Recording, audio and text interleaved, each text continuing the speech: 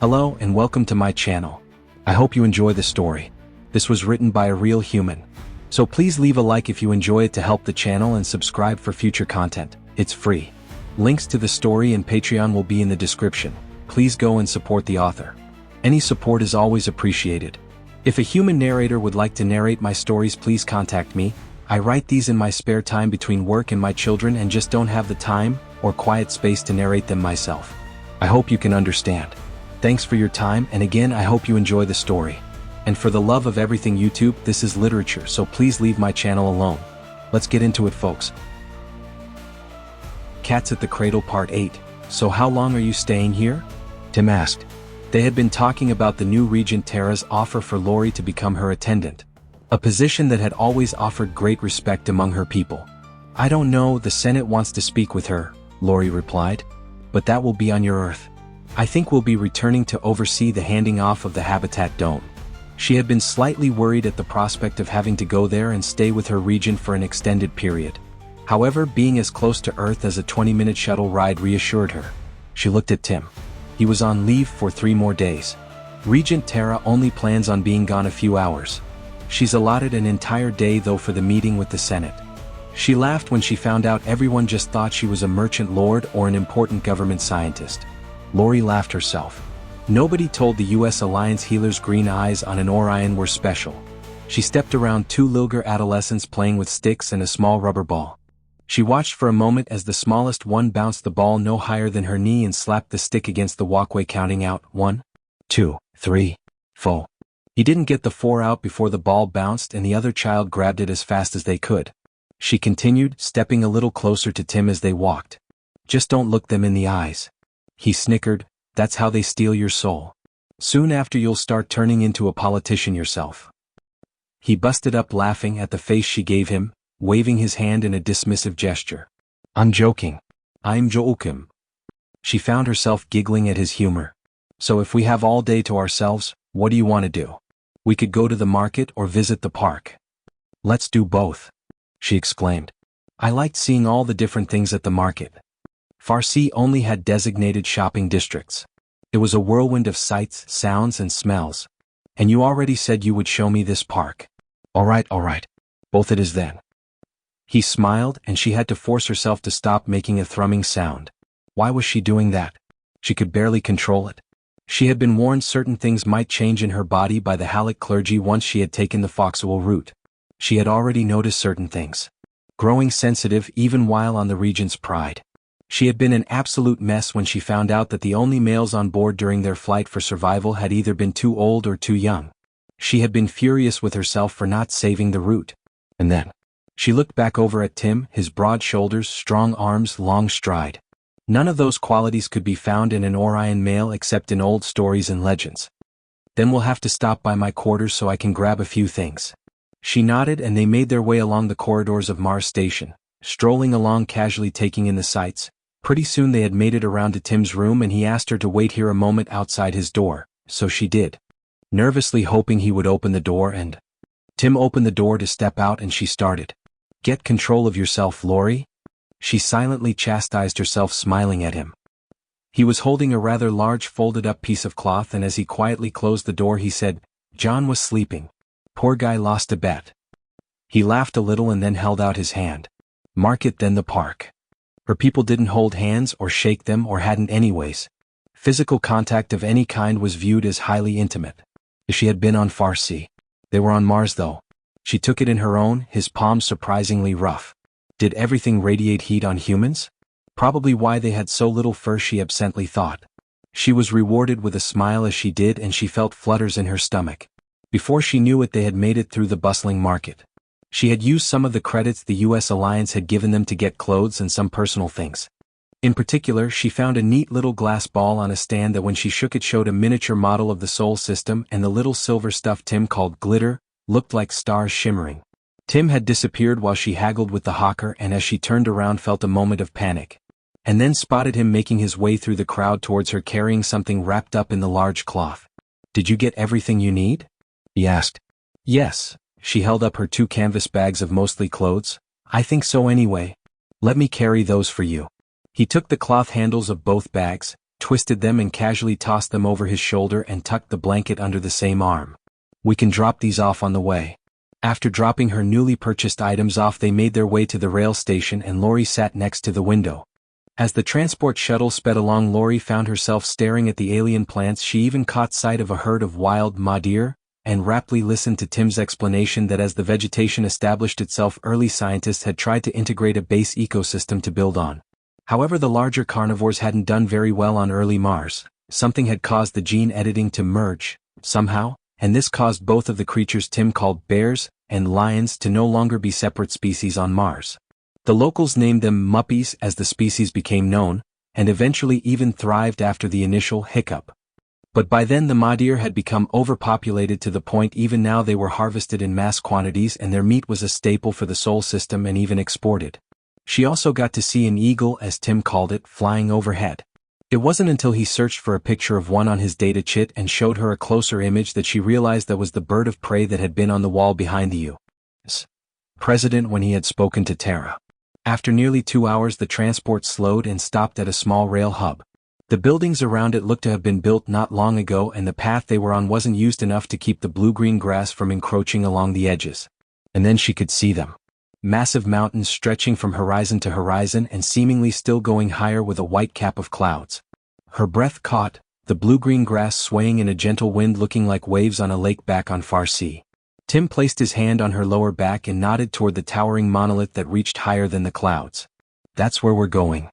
He led her to a lift that took them steadily higher for nearly another hour until she could just see the curvature of the horizon. The lift stopped, and its door slid open, bringing back the aromatic scents of the Martian countryside. Her stomach fluttered as she stepped onto a platform that quite literally hung out over a miles-high drop. That's when she noticed the trees. They had thick green needles instead of leaves, and the bark was reddish-brown and thick with rough gray splotches that seemed to hang here and there amongst their branches. She turned, realizing that as far as she could see either direction of the lift was a tall forest that stretched into the clouds. A mist seemed to hug the forest, staying just within its borders and not quite spilling over the vertical drop. "Amazing," was all she could say. "Just wait, I know where the best view on Mars is." He winked at her and she could feel her cheeks redden under her thin white fur. He led her farther along the ridge, the vertical drop just a few meters to their right, until they came to an escarpment jutting out a little bit and away from the path a little, and he gently sat down the bundle, unwrapping a bottle of some liquid with 2 metal cups slid over the top of it, and 2 items wrapped in a silver substance. He spread what she could see now was a thin blanket over the thick grass and motioned for her to sit. He quickly joined her, sitting right next to her. He carefully unwrapped one of the silver packages that she had thought smelled like food as soon as they were unwrapped from the blanket. It was a tube of meat similar to shank sausages back on far sea, but this was white and covered in something that smelled spicy. He handed it to her. "It's a Mars dog. Processed deer meat in a sauce, only the vendor knows what's in it, but that's at least got minced onions and green chili." Her stomach let out a low growl as she took the Mars dog. She smiled in embarrassment and he just casually unwrapped the other one and held it up as if to show her how to eat it. It was delicious.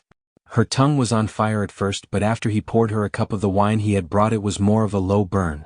And the tart berry flavor of the drink complemented the spice from their meal, and she soon found herself chatting about everything they had seen and comparing it to what she knew about far sea. After an hour or so she tried her best to reposition herself a little closer to him. Noticing the sun rapidly descending behind the soft gray clouds forming on the horizon, thousands of tiny dots started to appear slowly at first, but gradually the sky was filled with them.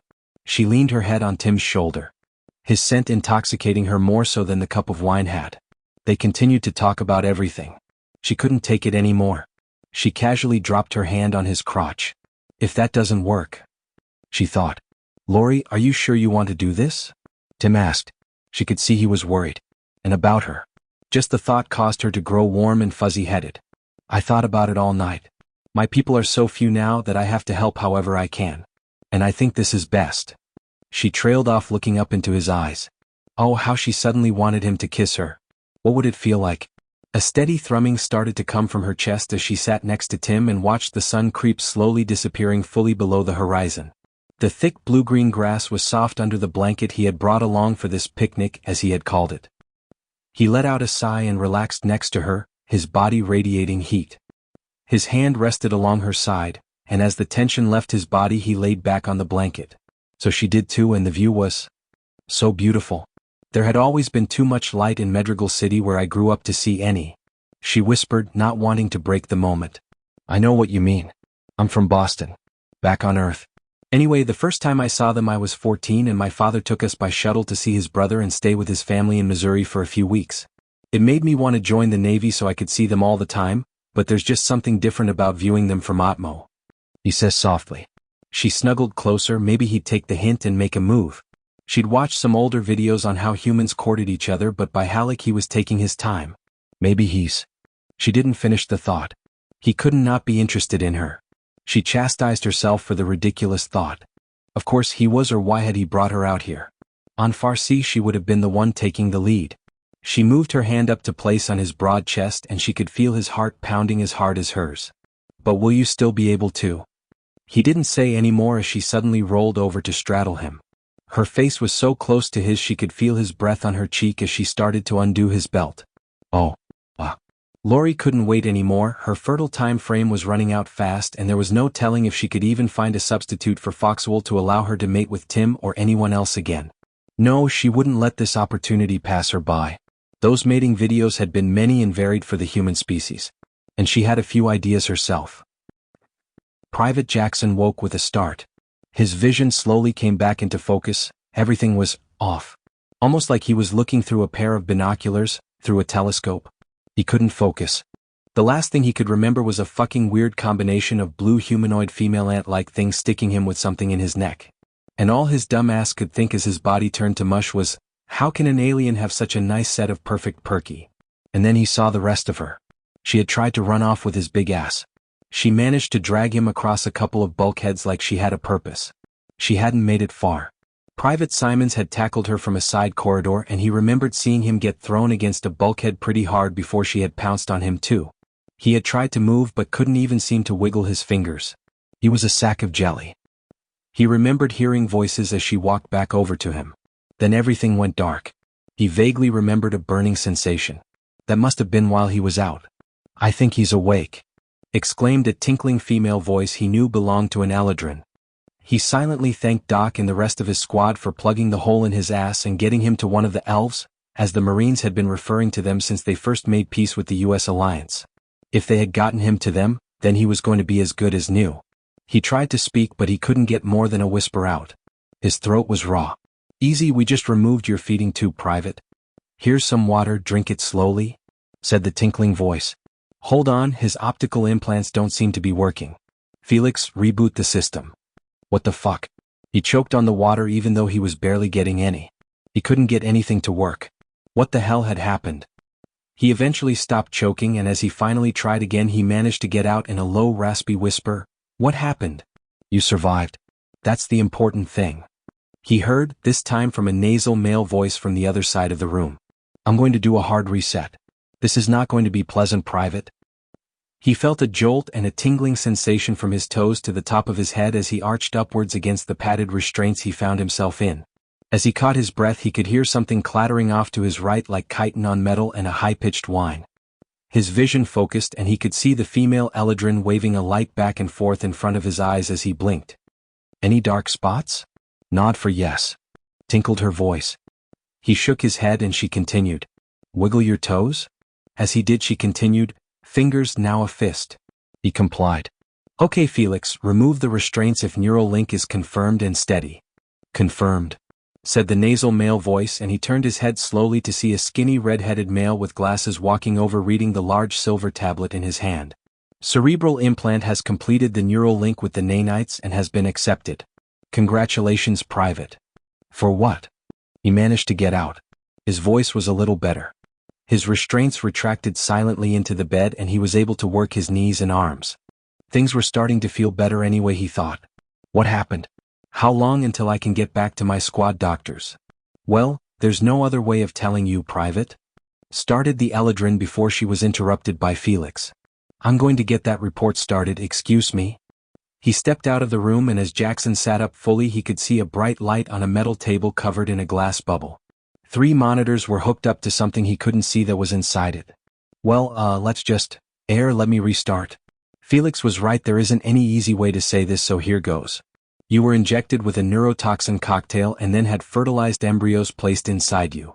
She let out a resigned sigh. Unfortunately, it killed Private Simons before we fully realized what was happening. But we were able to get you through it. She seemed to be grimacing. Even with your nanites and more that we put in you besides, you're going to have some scars on your back.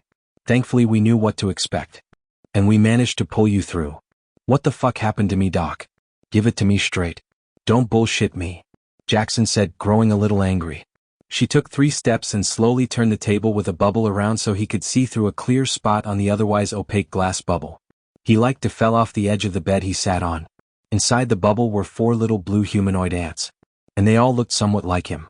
Congratulations, Private, said the tinkling voice, and the worst part to him was there was no sarcasm in her voice at all.